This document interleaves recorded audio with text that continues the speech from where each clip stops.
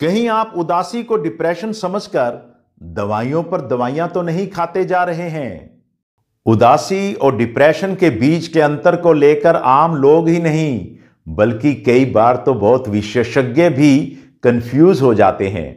बहुत से लोग उदासी को डिप्रेशन समझकर दवाइयां खाते रहते हैं और दूसरी ओर कई लोग डिप्रेशन को साधारण उदासी समझकर उसका लंबे समय तक इलाज ही नहीं करवाते हैं और फिर वो बीमारी बहुत ज्यादा बढ़ जाती है।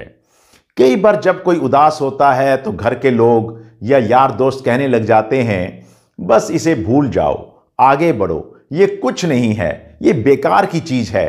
अब सोचिए, अगर उदासी उदासी ना होकर डिप्रेशन हो तो आपको ऐसा सोचना, इस तरीके की सोच रखना बहुत महंगी पड़ सकती है। आज इस वीडियो के माध्यम से मैं आपको बहुत ही आसान भाषा में उदासी और डिप्रेशन के अंतर बता रहा हूं। मैं आपको उदासी और डिप्रेशन को ठीक करने के बिल्कुल आसान और वैज्ञानिक विधियां भी बता रहा हूं। और याद रखने वाली बात यह है कि ये विधियां दुनिया भर के मनोवैज्ञानिक इस्तेमाल कर रहे हैं। अगर आपको ये वीडियो पसंद आए और अच्छे मानसिक और शानदार जीवन के लिए मेरे चैनल को आपने अभी तक सब्सक्राइब नहीं किया है तो सब्सक्राइब कीजिएगा। सब्सक्राइब करने के साथ बेल आइकन जरूर दबाइएगा ताकि मेरी हर नई वीडियो का नोटिफिकेशन आपको सबसे पहले मिले। तो हम सबसे पहले बात करते हैं उदासी और डिप्रेशन के बीच के अंतर को समझते हैं। उदासी हमारे जीवन का एक हिस्सा है, यह एक बेसिक इमोशन है। डिप्रेशन एक मानसिक विकार है, एक बीमारी है। उदासी कुछ ही दिनों में अपने आप ठीक हो जाती है, डिप्रेशन को इलाज की आवश्यकता पड़ती है।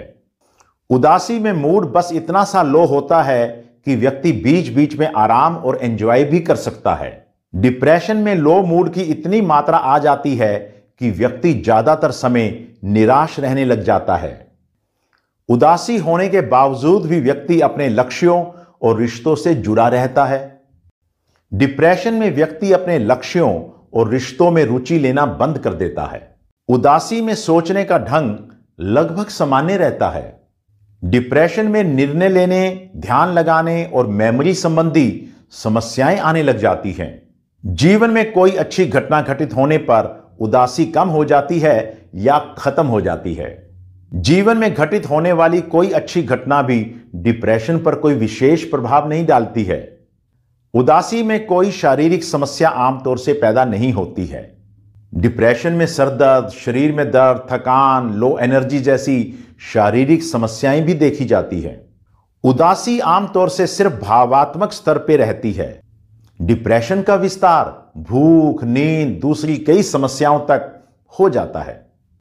उदासी में रोजमर्रा के काम ज्यादा प्रभावित नहीं होते हैं। डिप्रेशन में छोटे छोटे काम भी पहाड़ की तरह लगने लग जाते हैं। आपने देखा और समझा कि उदासी और डिप्रेशन के बीच मुख्य अंतर उनका टाइम पीरियड, उनकी तीव्रता और उसका हमारी जिंदगी पर होने वाला जो प्रभाव है उसको देखा जाता है। अगला सवाल आपके मन में आ सकता है कि क्या उदासी डिप्रेशन में बदल सकती है? हां, उदासी अगर लंबे समय तक बनी रहे और उदासी का सही ढंग से मैनेजमेंट ना की जाए तो वह डिप्रेशन में बदल सकती है। हालांकि हर बार ऐसा नहीं होता है क्योंकि उदासी और डिप्रेशन दोनों अलग अलग प्रवृत्ति की चीजें हैं। इनकी नेचर आपस में मिलती नहीं है, बिल्कुल अलग है। उदासी का डिप्रेशन में बदलने के कई कारण हो सकते हैं। अगर उदासी लंबे समय तक बनी रहे, अगर उदासी का कोई कारण ना हो, अगर उदासी से किसी व्यक्ति की दिनचर्या जो है वो बुरी तरीके से प्रभावित हो, अगर उदासी में कुछ नई बातें भी जुड़ जाएं जैसे थकावट है, ऊर्जा की कमी है, आत्मविश्वास की कमी है, और अगर लंबे समय तक उदासी चल रही हो और आपने किसी मनोवैज्ञानिक की सलाह ना ली हो तो समझ लीजिएगा कि उदासी डिप्रेशन का रूप धारण कर सकती है और आपको प्रभावित कर सकती है। उदासी का इलाज बहुत आसान है। इसके लिए आप ये प्रयास कर सकते हैं जो अभी मैं आपको बता रहा हूं। उदासी ठीक करने का सबसे अच्छा उपाय है अपना ध्यान किन्हीं दूसरे कामों पे लगाए रखना, अपने दैनिक कार्यों को करते रहना। जो आप करना चाहते हैं उसे करते रहिएगा। नंबर 2, जब भी उदासी आए तब आपने अपने सोशल सपोर्ट सिस्टम यानी अपने दोस्तों को और परिवार के साथ आपने बात करनी है या उनके साथ क्वालिटी टाइम बिताना है। नंबर 3, हर रोज कसरत, सही खान पान और पूरी नींद आपने लेनी है, इससे भी उदासी भागती है। नंबर 4, उन कामों को जरूर करो जिससे आपको कोई मजा आता हो या जो काम आपकी बेहद ज्यादा रुचि के हों। नंबर 5, जब भी उदासी आए तो माइंड ये संकेत भेज रहा होता है कि जीवन में कुछ महत्वपूर्ण घटित हो रहा है, जिसके कारण सभी बातों पे पुनर्विचार करना चाहिए। बस आपने ये पुनर्विचार पॉजिटिव ढंग से करना है। नंबर 6, उदासी को नकारने या दबाने की बजाय इसे समझने और इसे एक्सप्रेस करने की कोशिश करनी चाहिए।